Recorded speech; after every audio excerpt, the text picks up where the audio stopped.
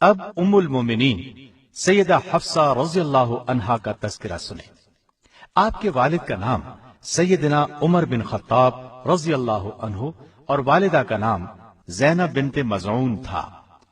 آپ سیدنا عبداللہ بن عمر رضی اللہ عنہ کی بڑی اور حقیقی بہن تھی۔ اعلان نبوت سے 5 سال پہلے مکے میں پیدا ہوئی۔ جوان ہونے پر خنیس بن حذافہ سہمی رضی اللہ عنہ سے نکاح ہوا۔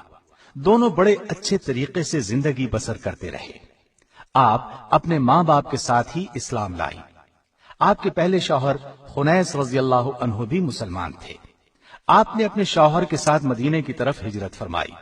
2 ہجری میں غزوہ بدر ہوا۔ اس لڑائی میں خنیس رضی اللہ عنہ کو ایسے زخم آئے کہ جام شہادت نوش فرمایا۔ بیٹی کے بیوہ ہونے پر سیدنا عمر رضی اللہ عنہ کو ان کے نکاح کی فکر ہوئی۔ ایسے میں نبی کریم صلی اللہ علیہ وسلم نے خود سیدہ حفصہ رضی اللہ عنہا سے نکاح کی پیشکش کی۔ یہ نکاح 2 ہجری میں ہوا۔ ایک قول یہ بھی ہے کہ غزوہ احد کے بعد ہوا۔ نکاح کے بعد آپ حرم نبوت میں رہنے لگی۔ سیدہ حفصہ رضی اللہ عنہا کے مرتبے کا اندازہ اس بات سے بخوبی لگایا جا سکتا ہے کہ جبریل امین اللہ کا حکم لے کر آئے اور فرمایا، یہ صرف دنیا میں ہی نہیں جنت میں بھی آپ کی بیوی ہوں گی۔ سیدہ حفصہ رضی اللہ عنہا نے شعبان سن 45 ہجری میں انتقال فرمایا۔ یہ سیدنا امیر معاویہ کی خلافت کا زمانہ تھا۔ مدینے کے گورنر اس وقت مروان بن حکم تھے۔ انہوں نے ہی نماز جنازہ پڑھائی، جنازے کو کندھا بھی دیا۔ سیدنا ابو ہریرہ رضی اللہ عنہ جنازے کو قبر تک لے گئے۔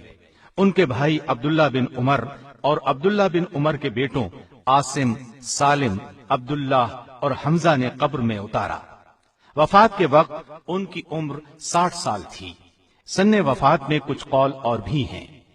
غابہ میں ان کی کچھ جائیداد بھی تھی۔ وفات سے پہلے اپنے بھائی عبداللہ بن عمر رضی اللہ عنہ کو بلا کر وصیت کی کہ اس زمین کو صدقہ کر دینا۔ نہایت فضل اور کمال کی مالک تھی۔ آپ نے 160 احادیث روایت کی ہیں۔ ان کے خاندان کے 7 آدمیوں نے غزوہ بدر میں شرکت کی۔